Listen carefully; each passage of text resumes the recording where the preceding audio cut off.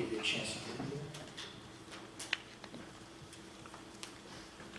1 Corinthians 7, 1 through 16. Now for the matters you wrote about, it is good for a man not to have sexual relations with a woman. But since sexual immorality is occurring, each man should have sexual relations with his own wife, and each woman with her own husband. The husband should fulfill his marital duty to his wife, and likewise the wife to her husband. The wife does not have authority over her own body, but yields it to her husband. In the same way, the husband does not have authority over his own body, but yields it to his wife.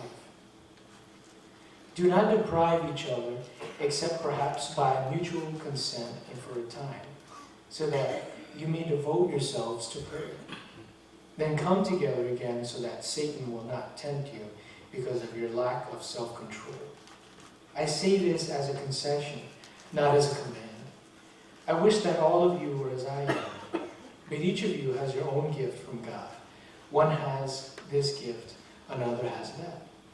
Now to be unmarried, and the widows I say, it is good for them to stay unmarried as I do. But if they cannot control themselves, they should marry. For it is better to marry than to burn with passion. To the married I give this command, not I, but the Lord. A wife must not separate from her husband. But if she does, she must remain unmarried or else be reconciled to her husband. And a husband must not divorce his wife. To the rest I say this, I, not the Lord. If any brother has a wife who is not a believer, and she is willing to live with him, he must not divorce her. And if a woman has a husband who is not a believer, and he is willing to live with her, she must not divorce him. For the unbelieving husband has been sanctified through his wife, and the unbelieving wife has been sanctified through her believing husband. Otherwise your children would be unclean. But as it is, they are holy. But if the unbeliever leaves, let it be so. The brother or the sister is not bound in such circumstances. God has called us to live in peace. How do you know, wife, whether you will save your husband? Or how do you know, husband, whether you will save your wife? May the Lord have a blessing to the reading of his word.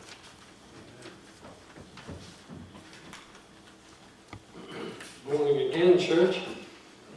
The Apostle Paul spends a lot of time in these relationships. We talked last week about the fact that Paul encourages singleness and celibacy because it allows a person to have undivided attention to the Lord. But he spends a lot of time talking about marriage here and in other places in the Scriptures. And this morning we're going to see what he has to say. Now, if you were here last week, you know that Paul really encouraged singleness. And even here in verses 10 and 11, he seems to encourage people to stay single. And so we can get the idea that Paul is somehow against marriage, but that's not the case at all. In fact, Paul recognizes that the false teachers that are spreading false teachings in the church are people who are telling people not to get married. In fact, he writes to Timothy saying, such teachings come through hypocritical liars whose consciences have been seared as with a hot iron. They forbid people to marry and order them to abstain from certain foods which God created to be received with thanksgiving by those who believe and who know the truth. Obviously, Paul's not doing what he claims the false teachers are doing and are hypocrites in doing. He does seem to promote singleness first, because for him that has been the best way to serve the Lord with undivided attention. But here he also writes in order to strengthen marriages, that our marriages might reflect the love of God for his church and his bride. Now let's find out more, but before we do that, let's bow our heads and our hearts for a word of prayer. Lord, as we come to your word, we come hungry for what you have for us. Lord, sometimes we show up and we think, well, let's learn some new things and go away with more information. But your word is very practical, very direct. And by it, you seek to form our lives. And so I pray this morning that that you'd give us hearts that are open. I pray that you'd direct our thoughts. I pray, Lord, that you would give us a hunger for your word, for we know that your word is not just print on a page. It's not just words in a book or histories or rules. The word is living and active. And by it, you enliven our spirits. By it, you bless our lives. And keeping it, there is great reward. So, Lord, we pray that you would lead us into your presence by your word and teach us that it might affect our lives and what we do. We do pray for the one who teaches, that you'd hide him behind the cross. And in this time, allow us to see Jesus and him only, for it is in his precious name that we pray. Amen. Never hear this. It's really not implied anywhere or anything else, but the truth of the matter is that Paul was probably married before he became a Christian, before he went and did ministry and spread the gospel all over the world. The chances are he's married. And we can surmise this for a few reasons. First of all, Paul was a rabbi. Paul was a Pharisee. And as such, he claimed that he did not, that he fulfilled all of the duties and traditions and laws of a Pharisee. He boasts about that at one point, that he had a lot to boast about in earthly terms. And if that's true, then as an Orthodox believer and as a rabbi, he would have been married. The Orthodox teachings at the time taught that if a man did not marry and have children, then he had in effect slain his progeny. In fact, it was felt that for a man to not have a wife and children meant that he was reducing the image of God in the world. And in their writings, they also say that a man who does not have a wife or who has a wife with no children should be excommunicated from heaven. So their teachings were pretty strong about this. So if Paul was a rabbi and an Orthodox Jew, which we know he was, with incredible zeal, then he was probably married. In the beginning of creation, God says to human beings, be fruitful and multiply. And so in the rabbinic tradition, to not be fruitful and multiply was to deny a positive command of the Lord, to disobey the Lord. And so the average age for getting married, the expected age for a young man to get married at that time would be 18 years old, ripe old age of 18. So chances are that Paul was married before when he started out. We also can surmise this from the fact that Paul was probably a member of the Sanhedrin, the High Council. We read in Acts 26:10 that Paul, in the authority of the chief priests, put many of the Lord's people in prison, and when they were put to death, he cast his vote against them. Now, to have a vote, he had to be on the council.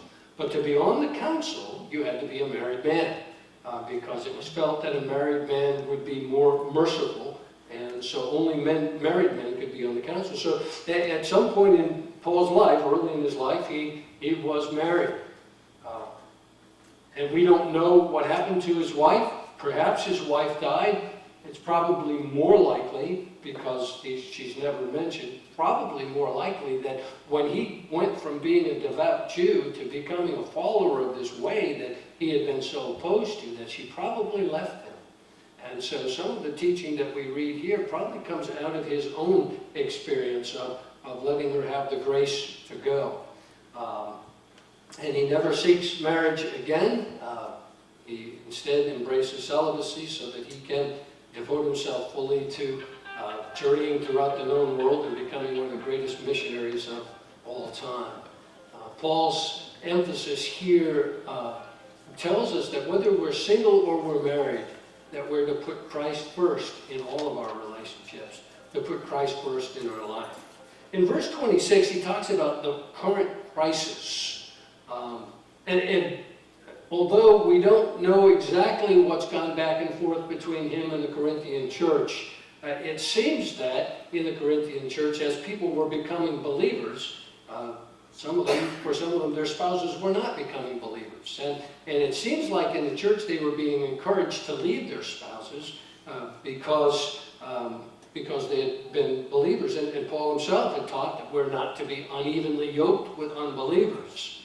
But here he addresses the issue directly, basically telling them that there's a sanctity of marriage. You know, God has ordained marriage.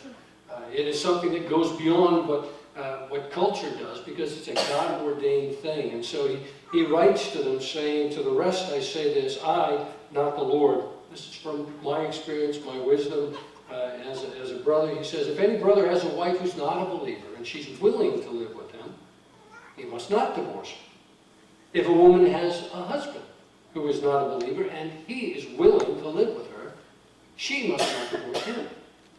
For the unbelieving husband has been sanctified through his wife, and the unbelieving wife has been sanctified through her believing husband.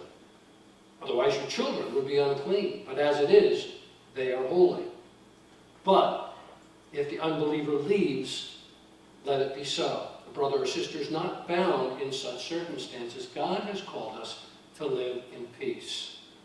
So rather than dragging it out, if an unbeliever leaves because of their faith, Paul says to let them go. William Barclay comments on this, saying that in the light of the fact that God has made the two one flesh, the relationship that we have in marriage, the wonder is not that the taint of heathenism has worn out, but that the grace of the gospel wins out here. And that it is the grace of the gospel that sanctifies the unbelieving husband or the children of the union, rather than that they be cursed because of it. Paul's wife seems to have left him, and he let her go in peace and devoted himself to a celibate life from there on. But here in the beginning of this chapter, he's responding to something that they wrote to him about.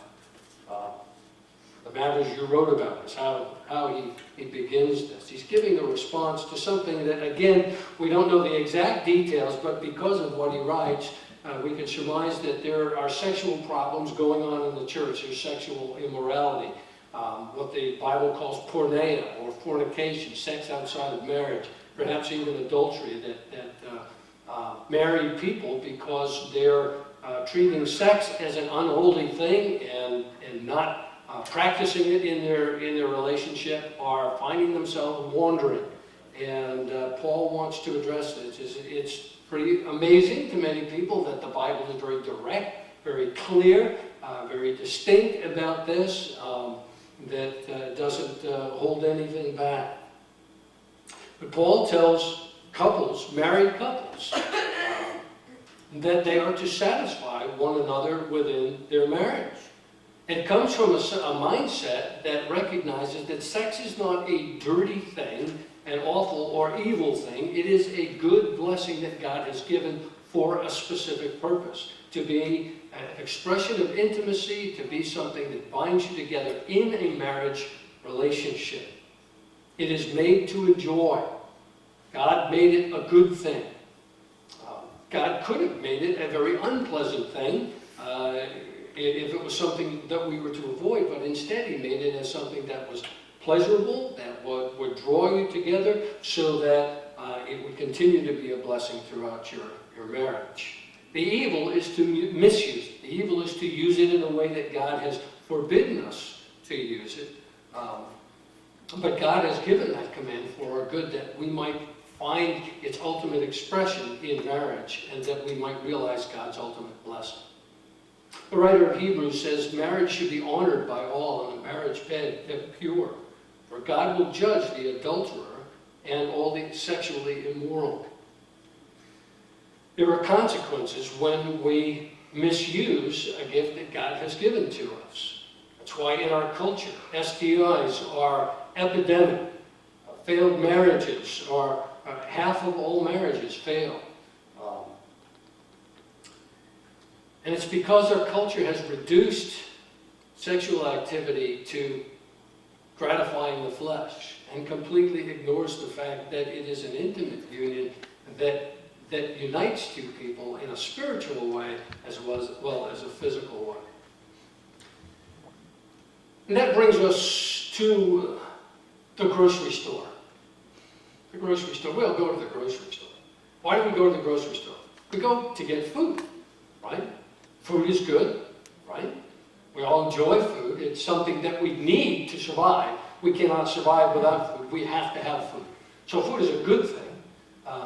However, too much food, not so good, right? We eat too much food, we're going to ruin our health and ruin our quality of life.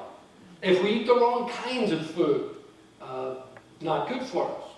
So really, we need to practice some self-control when we go to the grocery store. So we make lists, don't we? So we remember the things that we're supposed to get, and we don't just get everything that our eyes see, because that's our temptation, isn't it? Yeah. And the best time to go to the grocery store is when you've had a good meal and you're full, right? Because what happens when you go to the grocery store when you're hungry? You buy everything. Everything looks good. All that stuff that you probably could have walked by if you were full, suddenly it becomes, oh man, I gotta have that. And you can't resist it. And the people who are selling it know that. They want to promote that. They hope you show up hungry so that you will trip over the donuts because they left them right in the middle of the aisle. And you know that those powdered donuts really don't taste like anything, but you just keep eating them and wondering, why am I eating these? And then you eat more to find out, right? Well, we do that. We get out of control at the grocery store. And again, they set things up on purpose to herd you into the places where you're going to see those things that are going to be most tempting. Why do you think you wait in line surrounded by candy? You know? It wouldn't be a temptation if you just looked, oh, that's the candy aisle. I think I'll just go past it, right? But when it's there, sitting next to you, and it calls to you, you know, you really want to get it. Well, it's true in the grocery store. It's true of our culinary or our food desires. And what is true in that arena is also true of our sexual desires. The same is true. It was created as something good. It is something that we're meant to enjoy. But it is another strong desire. And if rightly used, it's a blessing. And if wrongly used, if we fall to the wrong temptation, it can be a curse. And so, our desires, our hunger for that should be satisfied at home, not out in the marketplace. We should not be going out into the marketplace unarmed. We should not be going online unarmed. Because in the same way that people put those donuts and that junk food out there to tempt you, people put sexual temptations out there as well. People know that sex sells. And so they sell everything with sex. They know that it draws our attention, that it will draw our eye, even when we're not looking for it, and so they use it to sell cars. They use it to sell food. They use it to sell vacations. They use it to sell everything. In fact, even using it to sell sex itself. In fact, in our culture, pornography annually brings in a revenue of $12 billion. That's greater than the combined revenue generated by the three major networks, ABC, NBC, and CBS. And 2.5 billion of that is generated from online porn. So the temptations are out there. The temptations, we would trip all over. And if we are going to be operating in the marketplace of the world, we need to be making sure that things are taken care of at home. The same was true in some ways in ancient Corinth, and in some ways it was a stronger temptation, although today we probably have more availability of the temptation than they did, but a person couldn't walk down the streets in Corinth without facing temptation as a Christian. Because you've got to think about the culture. It was a pagan culture. Pagan cultures worshipped pagan gods, and usually those pagan temples had pagan priestesses and pagan prostitutes. And people would visit the prostitute in order to make an offering to the god. In other words, to do an act of love to the prostitute was doing an act of love to the god. It was trying to gain the favor of the god. And so if you were expected to do this. You were expected, this was your religious and civic duty in order to get the pleasure of the god and avoid the displeasure of the god, because it affected not only you but the whole city. And so for Christians who realize that we can't do that, we can't be involved in that pagan culture anymore, we've been called to something different, we've seen the truth, and we know that that's a trap. So for them not to do that, people didn't just see that as odd, they didn't just see that as different, they saw that as a threat to their well-being, because it was something in their minds that would displease the gods. So there's that kind of pressure to conform to what's happening in their culture, from the culture itself. Just like today, there's just so much pressure, so much that Hollywood throws at us that says we ought to be treating our bodies like we were animals and had no control over our sexual desires. In our culture, temptation is not only something that we run into in the marketplace, but it comes into our homes, doesn't it? In fact, oftentimes we've invited it in our homes, on our television sets, online, and it's not even just into our homes, but it comes to us as individuals because it's right in our pockets on our phones. We're constantly assaulted with those kinds of temptation. Pascal Emmanuel Gabri from the Ethics and Political Something Center, I don't remember the name, commented that Roman emperors and Turkish sultans and 1970s rock stars never had the kind of temptations that we do, that are 24/7, always available, infinitely numerous, and infinitely varied. However, there's good news for married people. You don't have to worry about all those temptations if you are taking care of everything at home and making sure that's satisfied within your relationship. Paul talks about intimacy as a duty. The duty of the husband to his wife, the duty of the wife to her husband. Marriage was not created to be a platonic relationship. That would simply create a vacuum that would seek to get filled somewhere. As married people, Paul notes that our bodies do not belong to us alone, but they belong to our spouse.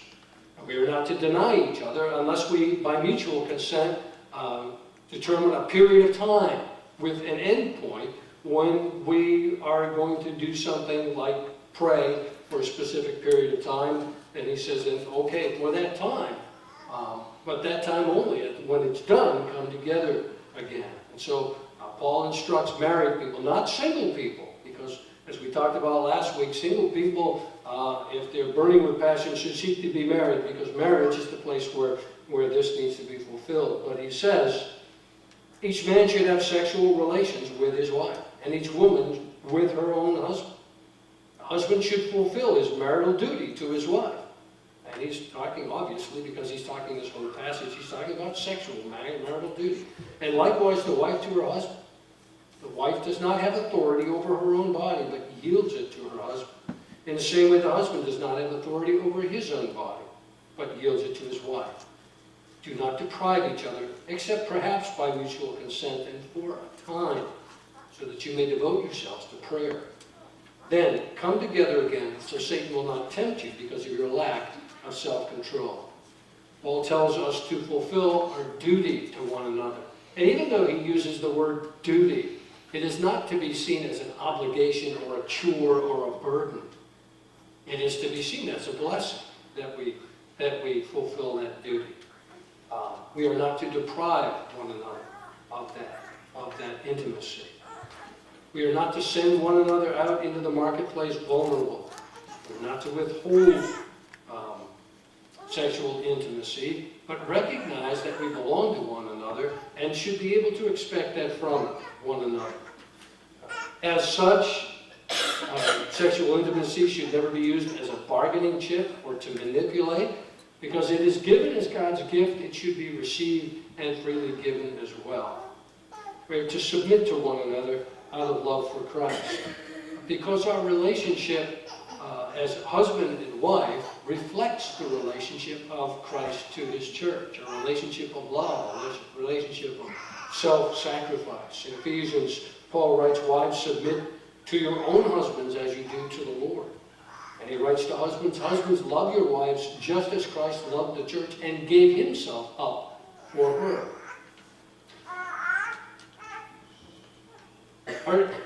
Another thing that people tend to go into marriage thinking that a spouse is going to fulfill all their earthly desires. That's just simply unrealistic. No one person could ever do that. God will fulfill all our desires, and God alone, and he will do that in eternity. The good news is that this is an area of our relationship in which we can grow, in which we continually grow. When Kim and I were engaged, we took an engagement discovery course, and at the end of the course they had a banquet. And I remember they had couples. One couple had been married just a few months, another couple had been married a couple of years, another couple had been married about 15, 20 years, and then there was a couple that had been married about 30, 35 years. And of course, as people who were about to get married, we wanted to hear how sex had changed in each stage of the marriage. But it was surprising that it just seemed to get better with time. That those who had worked on and nurtured their relationship, that it was better over here at 30, 35 years than it was at 6 months. And that was kind of a surprise to us. But as you learn what each other loves and how to treat each other, the relationship becomes better and better. It grows. It improves. I'm sure you all have a thermostat on your wall at home, right? You set the heat with it, or the air conditioning. And when you set the temperature on your thermostat, if it's set at a pleasant place, then the whole house is pleasant, yes? But if you set it at the wrong place, it can be very uncomfortable. Sexual intimacy is like the thermostat of a marital relationship. If it's set in the right place, the chances are it's because everything else in the relationship is set in the right place as well. If it's at an unpleasant place, the chances are there are other things in the relationship that are also at an unpleasant place. You see, intimacy doesn't begin in the bedroom. It begins all through the day. It begins with a kiss in the morning. It begins with a call that comes from work during the day. It comes from the word of encouragement. It comes from the hug in the kitchen. In other words, it's all the things that we do in our relationship to encourage and build each other up and love each other truly and give ourselves for each other. And that creates the intimacy that expresses itself on the thermostat. And again, the good news is that that thermostat can be set, and we can work and improve this. I want you to think about this as I close. It's only been for perhaps the last 150 years or so that people have chosen who they marry. Before that, you didn't choose who you married. It was assigned to you or arranged for you. Usually your father would choose a bride for his son, and usually with a bit of bargaining on the side of how they did that with dowries and all that sort of thing. But you didn't choose your spouse. The interesting thing is that those marriages worked. People didn't get divorced like they do today. Why? Because they made marriage work. Now, there was cultural support and pressure to keep that marriage together. There was that expectation of the couple that they were being married for a lifetime together. And then they made the most of it, and they learned to love each other. They grew in their love for each other. And because of that, their marriages worked. If they could make that much of marriage when their marriages were arranged, how much more can we make of marriage as we choose our spouse? A marriage is designed by God to be something that reflects the ultimate love that we will ever experience, which is Christ's love for us. A love that gave himself fully, that gave himself up for his bride, the church, that was willing even to lay down his life on a cross, that she might be sanctified and prepared for him as a right bride for eternity. That is the call that God calls us all into, the love that God invites us all into. And our marriages should reflect that kind of love and give glory to God. Let's pray. Lord, we thank you for all the married couples here today, and we ask your blessing upon them and their relationships. Lord, we pray that you would help them to grow in their relationship. I pray that you would draw them closer to each other, and as you draw them closer to each other, draw them closer to you as well.